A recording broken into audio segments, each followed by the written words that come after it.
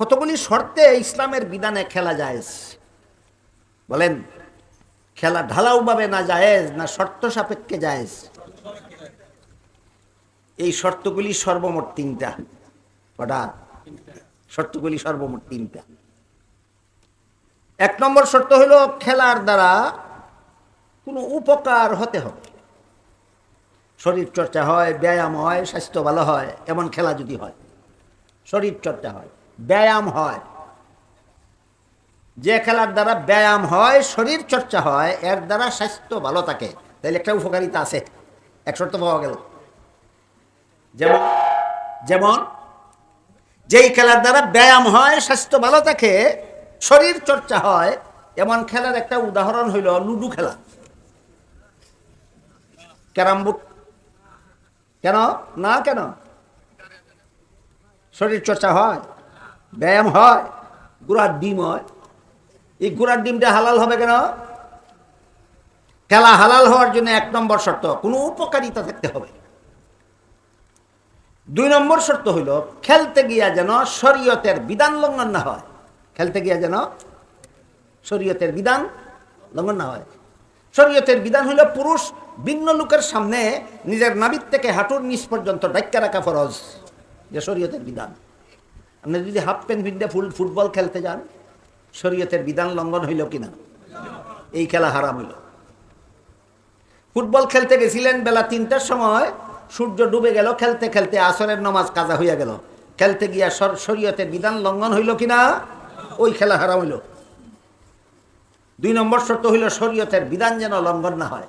তিন নম্বর শর্ত হইল দুনিয়ার কোনো ক্ষতি যেন না হয়, দুনিয়ার কোনো ক্ষতি। খেলতে গিয়া দোকান বন্ধ, বেচা কিনা বন্ধ।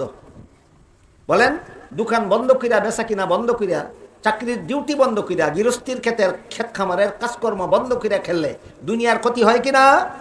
এই খেলা হালাল নয়, হারাম। সুতরাং তিন শর্তের কোনো শর্ত যেখানে লঙ্ঘন হবে সেখানেই খেলা হারাম, আর যেখানেই তিন শর্ত পালন হবে সেখানেই খেলা হালাল। ফুটবল খেলার দ্বারা শরীর চর্চা হয়, ব্যায়াম হয়, এক শর্ত পাওয়া গেল, এক শর্ত পাওয়া গেল। আপনি যদি নাবির থেকে আরো নিচ পর্যন্ত পোশাক পরেন, কোনো নামাজ কাজা না করেন, দুই নম্বর শর্ত পাওয়া গেল, দুই নম্বর শর্ত পাওয়া গেল। খেলতে গিয়া যদি আপনার দোকান বন্ধ না করেন, চাকরির ডিউটি বন্ধ না হয়, গৃহস্থীর কাজ বন্ধ না হয়, তিন নম্বর শর্ত পাওয়া গেল। এই তিন শর্তে ফুটবল খেলা হালাল। কত শর্তে? কিন্তু বর্তমান বিশ্বের প্রচলিত ফুটবল খেলা এটা ইসলামী আদর্শ মোতাবিক নয়, ইহুদি খ্রিস্টানদের অসভ্য পদ্ধতির খেলা। ফুটবল খেলাটা হলো ইহুদি খ্রিস্টানদের অসভ্য পদ্ধতি, এটা সভ্য পদ্ধতির খেলা নয়। সভ্যতার অসভ্যতা বুঝতে গেলে এই ফুটবলের অর্থ বুঝতে লাগে।